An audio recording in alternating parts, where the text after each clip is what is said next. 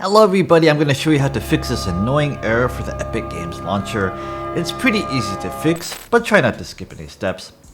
Okay, the first thing you want to do is of course uninstall Epic Games. So you want to go to Control Panel, uninstall a program, find Epic Games here on the list. Epic Games Launcher and Online Services, right click and click uninstall. The thing you want to do after that too is delete the remaining game files. So go to File Explorer, go to C, and go to Program Files and find Epic Games and delete this.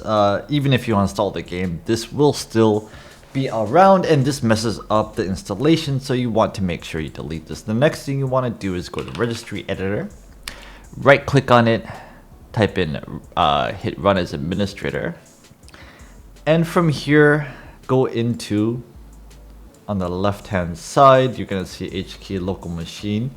Press Ctrl F to search, look for Epic Games, and then you want to delete this folder and this folder, and then make sure you have nothing else in your registry editor that is related to Epic Games. If you do like this one, delete that as well. Okay, now that you've completely uninstalled Epic Games, you want to run the installer with a task manager. So how do you do that? Control Shift Escape to go into Task Manager. Right here you're going to see something called Run New Task. Click on that. From here you're going to see type in msi.exec.exe, and you want to press Create this task with administrative privileges, then hit OK.